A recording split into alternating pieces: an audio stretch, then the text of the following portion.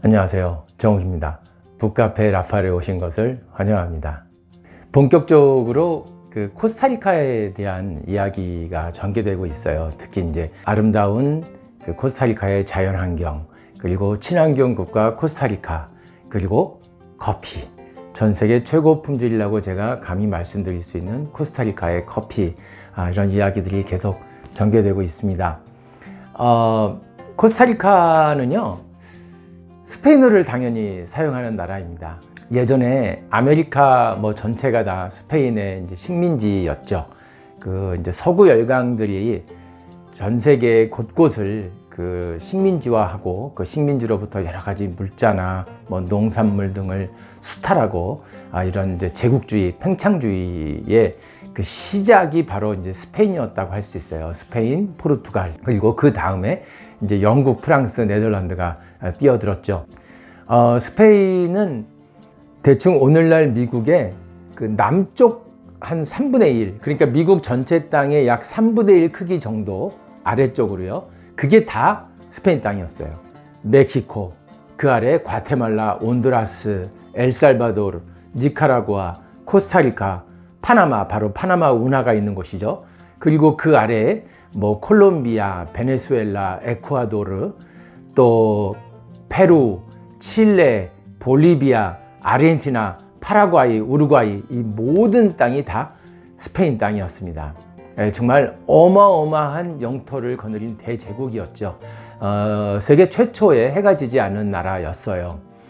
그렇기 때문에 이제 그 지역이 전부 다 스페인어를 이제 사용하는 지역이고, 이제 오늘날 미국 땅이 된 그 지역은 1821년에 아메리카에 있는 그 스페인의 식민지들 대부분이 다 1821년 9월 15일, 16일에 독립을 선언하고 다 독립을 이루게 되는데, 멕시코는 독립을 하고 나서도, 그러니까 오늘날로 치면 텍사스라든가 플로리다라든가 마이애미라든가 네바다 이런 쪽, 이게 지금 제가 말씀드린 이름들 자체가 다 스페인어예요.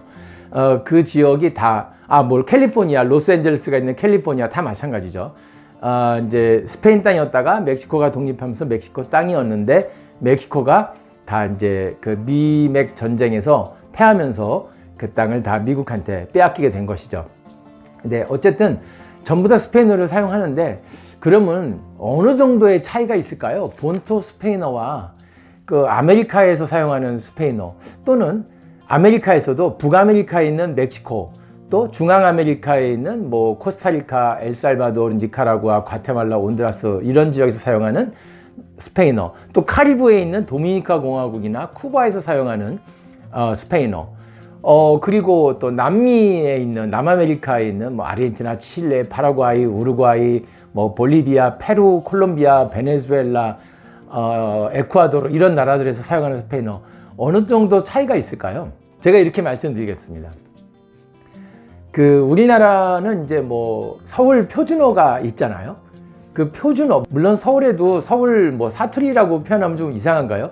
그러니까 표준어가 아닌 서울말도 있어요. 서울 사람들이 많이 사용하는, 예를 들면 제 이름이 정욱이잖아요. 근데 아주 그 토백이 서울 사람들은, 그 제가 말씀드리는 토백이 서울은 그냥 서울에서 난 것만이 아니라 할아버지, 할머니 대대로 서울에서 산 사람들의 그 특징이 있습니다. 아무도 정욱이라고 하지 않아요. 정욱이라고 합니다. 이제 아마 알고 계실 거예요. 예, 그런 이제 그 서울 말 중에서도 이렇게 옳지 않은, 조금 발음이나 이런 게 잘못된 것도 있긴 있죠. 근데 어쨌든 그냥 서울 표준어라고 하겠습니다.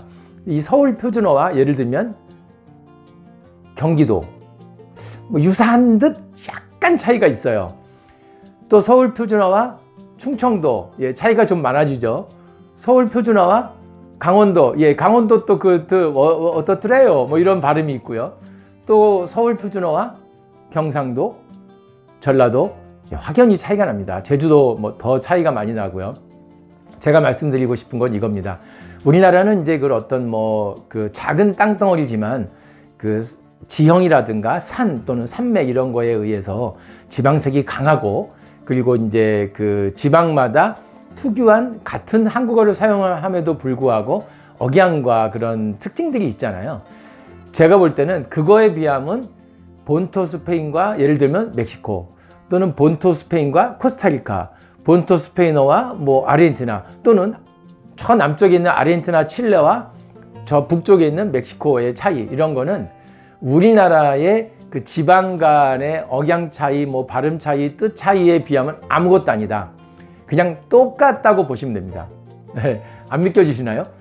제가 이제 실제로 1993년에는 이제 스페인에서 공부도 했고, 또 1995, 96년 요때 코스타리카에 또 1년 정도 일을 했고, 또 97년부터 99년 여름까지 온두라스에서 일했고, 99년 여름부터 2002년 여름까지는 멕시코에서 일을 했고요. 또 2002년 여름부터 2011년 말 12년 초까지는 과테말라에서 일했고요. 2012년 이후 코스타리카에서 일했고, 또 거기서 제가 이제 직장 생활을 이제 마지막으로 코스타리카에서 정리하고, 또 이제 제 개인 사업으로 이제 뭐 카페를 제 집사람하고 운영하면서 동시에 제가 코스타리카에서 이제 가이드도 하고, 또 스페인에 가서 또 3년 동안 또 가이드 생활을 했죠. 그냥 다 똑같습니다. 예, 그냥 똑같다고 보시면 돼요. 거의 차이가 없습니다. 정말 일부 몇몇 단어들이나 약간의 억양 차이 이런 게 있을 뿐이에요. 예를 들면 스페인과 멕시코에서는 일반 우리 그 타고 다니는 차 있잖아요. 차를 꼬체라고 합니다. 반면에 뭐 중미 5개국, 뭐 코스타리카가 포함이 되죠. 중미 5개국 같은 곳에서는 차를 까르로라고 해요. 근데 까르로는 예전 말로 치면 우리나라 말로 하면 뭐 달구지, 그럼 마차 뭐 이런 뜻이 돼요. 그리고 이제 또 남미는 제가 정확하게 모르지만 남미의 어떤 곳에 가면은 아우토, 그러니까 우리 뭐 차가 오토냐 아니냐 할 때 그 오토 그 말 있죠. 자동이라는 뜻인데 아우토라고도 하고요. 근데 물론 또 우리나라 말에 있는 차, 뭐 승용차 뭐 이런 말 대신에 차량이라는 뜻도 있죠. 뭐 이런 걸로 하면은 베이클로. 근데 베이클로는 뭐 모든 나라들에서, 스페인어를 사용하는 모든 나라들에서 동일하게 사용하고 있고요. 그러니까 어쨌든 거의 비슷합니다. 뭐 스페인어에서는 화가 난다 그러면 엔파다르, 또는 이제 이거 엔파다르는 화나게 만드는 거고, 내가 화난다는 엔파다르세 이렇게 표현을 하는데, 이런 거는 또 멕시코나 중남미에 가면은 엔파다르 대신에 에노하르. 근데 에노하르라는 동사는 엔파다르하고 뜻이 똑같은데, 에노하르는 예전 몇백 년 전 스페인에서 사용하던 단어이고, 뭐 이런 차이가 좀 있지만 다 통합니다. 왜냐하면 이제 뭐 오늘날 인터넷도 그렇고, 또 뭐 스페인 방송이 그 이런 그 멕시코나 중남미 국가에서도 또 방송되고 이러기 때문에 다 통해요. 그리고 아까도 제가 말씀드렸듯이 우리나라 지방 간의 그 억양, 뭐 뜻, 뭐 이런 차이하고 비교하면은 정말 아무것도 아니다. 제가 볼 땐 이렇습니다. 서울 표준어와 충청도의 간의 차이, 그거보다 훨씬 적은 게 바로 스페인과 멕시코, 또는 스페인과 중남미에서 사용되는 스페인어다, 이렇게 말씀드리겠습니다. 코스타리카 또 커피 이야기 계속해서 읽어드리면서 중간중간에 해설이 필요할 때, 설명이 필요할 때 제가 곁들이도록 하겠습니다. 오늘은 222페이지부터 읽겠습니다. 세계 최고 수준의 코스타리카 커피. 행복하고 아름다운 나라 코스타리카에서 행복하고 아름다운 두 사람은 서쪽 태평양으로 향하는 고속도로를 달리기 시작했다. 세계에서 유일하게 코스타리카에서만 실행하는 게 또 있어. 갑이 네가 더 잘 알겠지만 커피를 크게 두 가지로 나누잖아. 하나는 일반적으로 해발 900m 이상 고산지대에서 재배되는 아라비카, 다른 하나는 저지대에서 재배되며 카페인 함량이 아라비카보다 두세 배 많은 로부스타. 그런데 코스타리카에서는 로부스타를 재배하면 감옥에 간대. 뭐라고요? 로부스타 심었다고 정말 감옥에 가요? 실제로 감옥에 간 사례가 있는지는 모르겠어. 어쨌든 로부스타 재배는 법으로 금지되어 있어. 코스타리카는 북위 8도에서 11도에 위치해 있으니까 만약 저지대에 로부스타를 재배한다면 1년에 두세 번 수확하여 생산량을 늘릴 수도 있겠지만 이를 포기한 채 고산지대에서 아라비카만 고집스럽게 재배하고 있는 거지. 아, 이제 알 것 같아요. 우리가 앞으로 로스팅도 할 거라 내가 인터넷에서 생두에 대해 좀 조사해 봤거든요. 우리나라에 생두 수입하는 큰 회사가 7개 정도 있고요.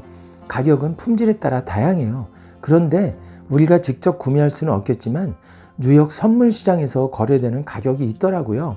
물론 그 가격은 늘 등락을 반복하는데요. 거래 단위인 100파운드 또는 45kg당 로부스타는 70에서 80달러, 아라비카는 120달러, 중미의 아라비카는 140달러 정도 되는데 코스타리카의 커피는 160달러가 넘는 거예요. 가격도 비싸지만 왜 코스타리카 커피에는 아라비카라는 말을 뺐는지 의아했는데 아마 코스타리카는 100% 아라비카만 재배하는 나라이기 때문인가 봐요. 그래, 나도 얼마 전에 비슷한 자료를 본 적 있어. 사실 코스타리카도 중미 5개국에 속한 나라지만 좀 더 특별 대우를 받는 것 같아. 그도 그럴 것이 6개의 활화산 덕분에 미네랄 성분이 풍부한 화산 토양이 전 국토에 고르게 분포되어 있고 국토의 70%인 산악지형 중 해발 1400에서 2000m에 이르는 고산지대가 많기 때문에 아라비카 커피 재배를 위한 천혜의 조건을 갖추고 있어.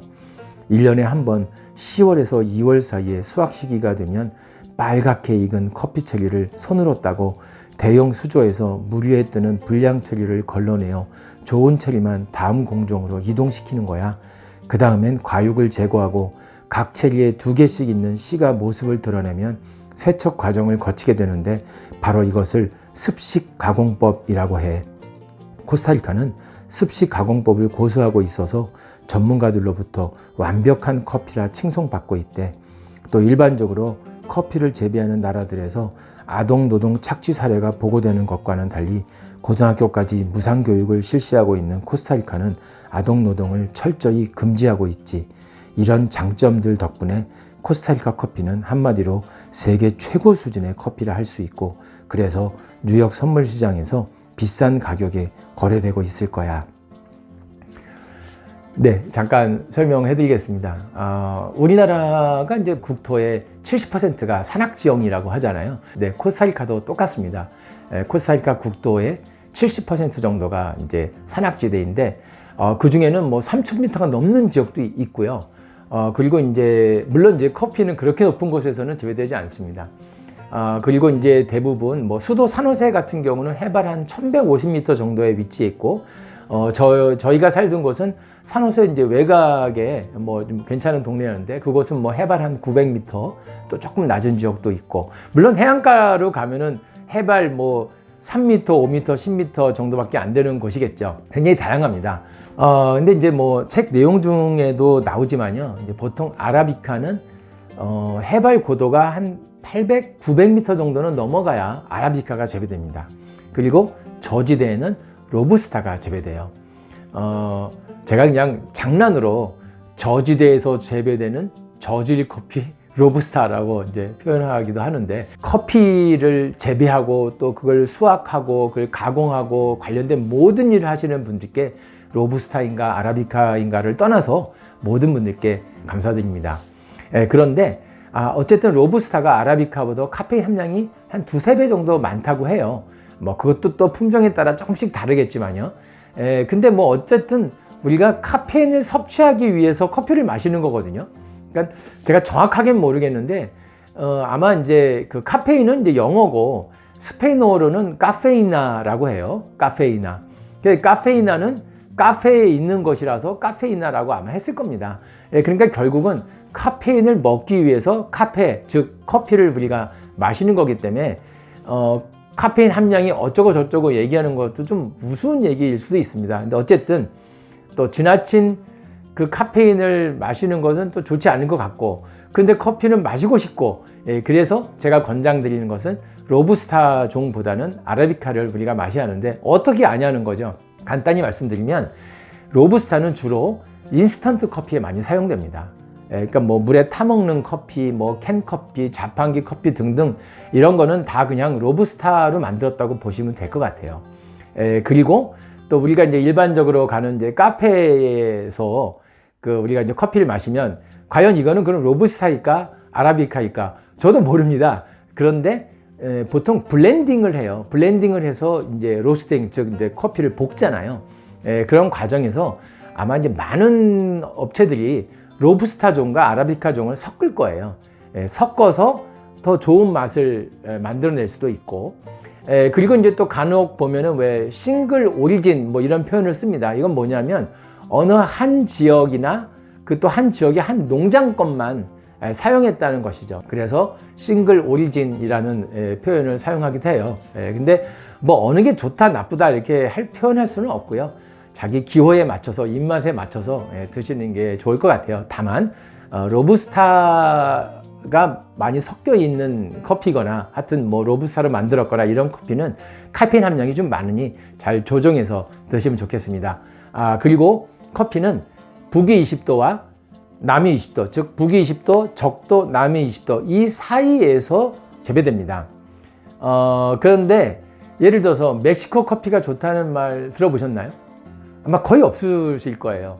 왜냐하면 과테말라가 이미 북위 15도와 그 이상으로 넘어가거든요. 그러니까 멕시코는 그 커피를 재배하기에 적합한 지역이라고 하기에는 좀 북쪽에 위치해 있어요. 멕시코 저지대도 물론 덥고 그렇지만 멕시코는 커피를 재배하기엔 좀 무리가 있지 않나 저는 그렇게 생각합니다. 그리고 예를 들어서 북위 20도와 남위 20도 사이인데 북위 20도로 가면 갈수록 남위 20도로 가면 갈수록 날씨가 덜 덥겠죠. 날씨가 덜 더워요. 그러니까 뭐 춥다고 표현하긴 그렇지만 뭐 다 이제 열대 지방이라고 할 수 있으니까요. 그런데 예를 들어서 과테말라 같이 북위 20도에 가까운 지역으로 올라가 있는데 그러니까 덜 더운 지역인데 거기에서 해발 2000m의 커피 농장이 있다. 그러면 어떨까요, 맛이? 그러니까 뭐 커피가 잘 열매를 맺고 그러면 문제는 없을 겁니다. 근데 제가 잘은 정확하게는 모르지만 이미 서늘한 곳인데 더 높은 곳으로 올라가니 왜 우리가 그 해발 고도가 100m 높아질 때마다 기온이 0.5도씩 떨어진다고 하잖아요. 그런데 해발 1900, 2000m까지 올라간다 그러면 그러니까 저는 그거는 적합하지 않은 것 같아요. 그래서 또 제가 코스타리카 커피를 물론 제가 코스타리카를 잘 아니까 더 말씀드릴 수도 있지만 코스타리카는 해발 1800, 1900, 2000m가 되어도 굉장히 적도에 가까운 곳에 있기 때문에 그러니까 북위 8도, 뭐 9도, 10도 이 지역에 있거든요. 그래서 코스타리카야말로 정말 천혜의 자연 조건을 갖추고 있다. 복받은 나라이다. 이런 뜻이고요. 이제 왜 지난 시간에 제가 코스타리카가 세계에서 뭐 유일, 세계 최초, 뭐 세계에서 1등 하는 게 많다는 것 몇 가지를 말씀드렸잖아요. 그 중에 하나가 또 이겁니다. 세계에서 유일하게 코스타리카는 로부스타 종 재배 자체를 법으로 금지하고 있어요. 그러니까 코스타리카는 뭐 좀 표현이 그렇지만 좀 품질이 떨어지는 로부스타는 생산하지 않겠다는 겁니다. 고급 커피 아라비카만 생산하겠다는 거예요. 그래서 아주 예전부터 아라비카만 고집스럽게 재배하고 있죠. 아주 예전에는요, 전 세계 커피의 약 60, 70%가 로부스타고 3, 40%가 아라비카였어요. 근데 오늘날에는 로부스타가 3, 40%로 줄었고 아라비카가 60, 70%로 늘었는데 어쨌든 코스타리카는 늘 아라비카만 재배하는 나라이다. 그래서 그냥 어느 나라에서 아무 도시나 아무 슈퍼마켓에 가서 커피를 우리가 10봉지씩 구매했다고 가정을 했을 때 평균적으로 가장 좋은 맛, 또 품질이 좋은 커피를 우리가 구매할 수 있는 확률은 어디에 있냐면 바로 코스타리카에 있다. 저는 그렇게 생각합니다. 왜냐하면 100% 아라비카이기 때문이고요. 그리고 전 국토의 70%가 산악지형, 게다가 활화산이 6개나 있습니다. 화산 주위는 아시겠지만 영양이 풍부한, 미네랄 성분이 풍부한 토양이에요. 그런데 코스타리카의 그 화산도 보면 고지대, 그러니까 예를 들면 해발 1000m에 한 1500m, 2000m가 솟아있는 화산도 있고 또 저지대, 예를 들면 해발 200, 300m 되는 저지대에 화산이 또 한 1000몇백 미터 솟아있을 수도 있습니다. 그러면 저지대에 있는 화산 근처 토양이나 고지대에 있는 화산 근처에 있는 토양이나 미네랄 성분이 풍부한 좋은 토양은 다 맞아요. 그런데 저지대는 기후가 더 따뜻하고 덥기 때문에 예를 들면은 그 아레날 화산 지역이 있는데 그곳에 만약에 로부스타 종을 재배한다. 그러면 아마 1년에 2번, 3번 수확할 겁니다. 그렇지만 코스타리카는 그런 걸 하지 않는 거예요. 그냥 고산지대에 있는 화산 근처 같은 뭐 고산지대에서 커피를 재배하고 1년에 한 번만 수확한다. 이렇게 이해하시면 될 것 같습니다. 계속해서 본문 또 읽어드리겠습니다. SHB 등급. 해발 고도가 그렇게 높은 곳이 많으니 아라비카 중에서도 SHB 등급이 매우 많겠어요. SHB는 뭐지? SHB는 Strictly Hard Bean의 줄임말이에요. 엄격하게 단단한 콩이란 뜻인데 사실 콩이란 표현보다는 씨라고 하는 게 옳겠죠. 네, 지금부터는 책 속에 나오는 그 해설 부문입니다. 커피는 체리처럼 생긴 작은 과일로 그 크기는 약 15mm에 불과한데 빨갛게 익은 체리는 새콤달콤해서 과일로서 손색이 없는 좋은 맛이다. 그러나 체리 안에 체리 크기 대비 지나치게 큰 두 개의 씨가 마주보고 앉아 있어 과일로 먹기엔 역부족이다.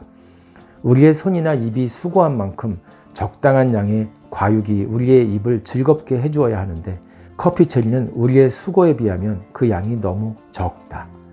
어쩌면 그래서 인류는 커피 체리의 과육이 아닌 씨를 먹는 방법을 발전시켜 왔을 수도 있다.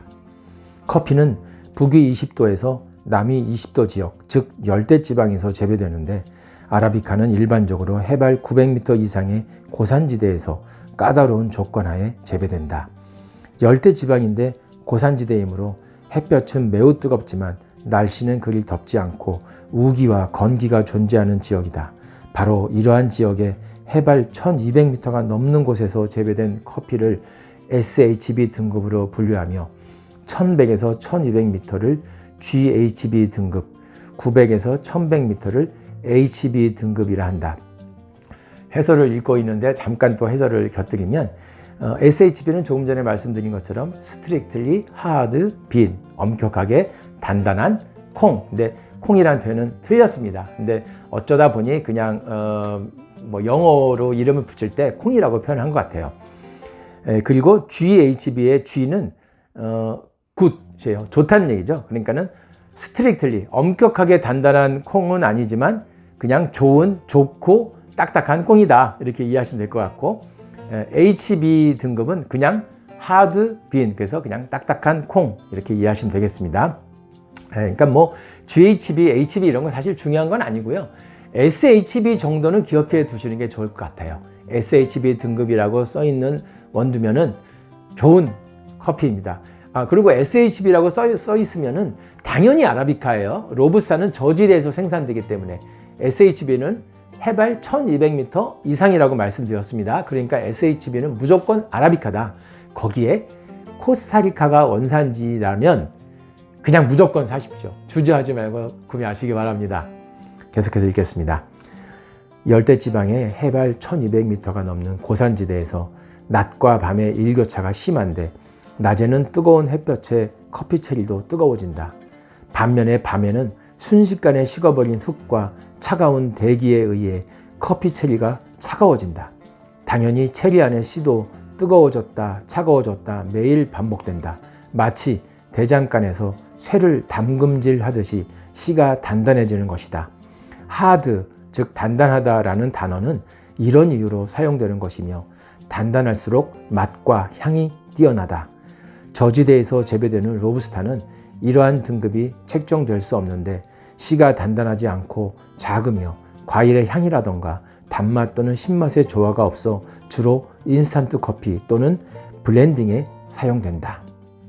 조금 설명을 곁들이면 제가 이제 이건 다 저의 어떤 상상력으로 이야기한 것인데요. 아마 적절한 비유일 것 같아요. 예전에 그 대장간에서는 대장장이들이 쇠를 담금질하죠. 뜨겁게 달구었다가 또 찬물에 집어 그죠? 찬물에 식히고 뜨거운 불에 달궜다가 또 찬물에 차갑게 식히고 때리고 또 뜨겁게 달구고 찬물에 넣어서 또 식히고 이런 과정을 반복하면서 쇠를 단단하게 만들지 않습니까? 바로 그 원리인 것 같아요. SHB 등급 한번 생각을 해볼게요. 해발 1200m다 그러면은 예를 들어서 코스타리카에서 그러니까 바닷가에 해발 0m 바닷가에 갔다 그러면 어떻겠습니까? 엄청나게 뜨겁습니다. 한낮에는 한 35도 35, 6도 정도 올라가고 그런데 고산지대예요. 해발 1200m 아니면 해발 1500, 1800, 2000m다 그러면 어떨까요? 조금 전에 말씀드렸듯이 100m 올라갈 때마다 기온은 0.5도씩 떨어집니다. 그러니까 위에 올라가면 서늘해요. 서늘한데, 그러니까 고산지대라서 서늘해요. 그런 곳에서 별로 덥지 않네. 그러고 그냥 막 다니다 보면 태양은 그만큼 가깝겠죠. 저지대가 더 덥지만 고지대는 높아서 서늘해도 태양과는 그만큼 더 가까운 것입니다. 그래서 순식간에 새까맣게 탑니다. 네, 즉 그런 곳에서 이 씨가요, 커피 열매 안에 있는 씨가 낮에는 장렬하는 태양 아래서 뜨거워지겠죠. 밤에는 고산지대니까 순식간에 기온이 떨어집니다. 차가워지고, 다음날 낮에 또 뜨거워지고, 또 밤에는 차가워지고, 이것을 반복하는 것이죠. 대장간에서 쇠를 불에 달구고 또 물에 식히고 하는 것과 마찬가지입니다. 이것을 반복하는데 그 기간이 또 얼마냐에 따라서, 즉 담금질하는 기간이 길고 짧은 것에 따라서 품질이 달라지지 않겠습니까? 제가 구체적으로 어느 브랜드 라고 말씀은 드리지 않겠는데, 콜롬비아의 유명한 커피 브랜드예요. 그걸 보면은 이제 제가 이제 그 브랜드가 운영하는 카페를 가봤어요. 코스타리카에 있어요. 아마 우리나라에도 있을 겁니다. 근데 제가 그 카페를 갔는데 거기에 콜롬비아 지도가 있는데 커피 지도예요. 그래서 콜롬비아 지도에 표시를 해놨어요. 뭐 노란색으로 표시한 지역, 주황색으로 표시한 지역, 빨간색으로 표시한 지역이 있더라고요. 그 가만히 보니까 노란색은 뭐 예를 들면 1년에 한 번 수확하는 지역, 주황색은 1년에 2번 수확하는 지역, 빨간색은 1년에 3번 수확하는 지역이라고 표시가 되어 있어요. 그래서 제가 거기 그 카페의 바리스타한테 물어봤어요. 1년에 3번 수확을 한다고? 근데 이 커피가 좋은 커피인가요? 이렇게 물어봤어요. 좋은 커피라는 거예요. 아라비카라고 좋다는 거예요. 그런데 제가 속으로는 이거는 아니다라는 생각을 했습니다. 코스타리카에서는 대표적인, 그러니까 같은 아라비카 안에서도 그 여러 가지 나무 종류가 있어요. 수종이 있는데 대표적으로 까뚜라, 까뚜아이, 그리고 또 하나는 코스타리카에서 개발하는 수종인데 비자사르치, 이렇게 3가지 수종이 있습니다. 까뚜라, 까뚜아이, 비자사르치, 이렇게 3가지 수종인데 이 3가지 수종의 특징이 뭐냐면 1년에 한 번 수확을 합니다. 한번 볼까요? 1년에 3번 수확하는 수종은 담금질 할 수 있는 기간, 즉 낮에는 햇볕이 뜨거워서 열매 안에 있는 씨도 뜨거워지고 밤에는 기온이 떨어져서 씨가 차가워지고 이렇게 반복하는 기간이 짧을 거 아니에요. 근데 코스타리카는 거의 대부분이 어떻게 되냐면 보통 열매가 이제 시작되는 시기가 3월 말 4월 초 요때예요. 아주 뭐 깨알보다 더 작은 열매부터 시작이 되겠죠. 이때부터 시작해서 아주 빨리 수확하는 지역, 그러니까 예를 들면 해발 900m, 1000m 정도 되는 곳은 뭐 아주 빠르면 10월 말 11월 초에 수확할 수도 있고, 그 다음에 12월, 그리고 이제 뭐 해발 한 1400m, 1500m 된다 그러면 1월 말 2월 초 정도에 수확을 합니다. 그리고 해발 1800, 1900m, 2000m 이렇게 된다 그러면 2월 말 이 정도에 수확을 해요. 그러니 수확을 하고 불과 약 한 달 후에 다시 열매가 시작되는 겁니다. 바꿔 말씀드리면 열매로서 지속되는 기간이 3월 말 4월 초부터 11월 또는 1월, 2월까지 굉장히 긴 기간 동안 담금질을 한다. 근데 아까 제가 말씀드렸듯이 씨가 딱딱할수록 더 좋은 맛이라고, 향과 맛이 좋다고 말씀드렸잖아요. 즉 어떻게 하면 딱딱해지겠습니까? 담금질을 오래 해야 되지 않겠습니까? 저는 그래서 코스타리카 커피를 또 세계 최고의 품질이라고 말씀드리고 싶습니다. 근데 본문 얼마 남지 않았습니다. 역시 바리스타다운 지식을 갖고 있는 걸, 아니야, 그냥 조금 아는 것 뿐이에요. 인터넷에 찾아보면 다 나오는 내용인데 뭐. 그런가? 그래도 내겐 가빈이가 최고의 바리스타야. 두 사람이 탄 차는 해발 1000m로부터 서쪽 아래를 향해 계속해서 내려가고 있었다. 네, 오늘 북카페 라파엘 여기까지 하겠습니다. 그럼 우리 다음 시간에 또 만날까요?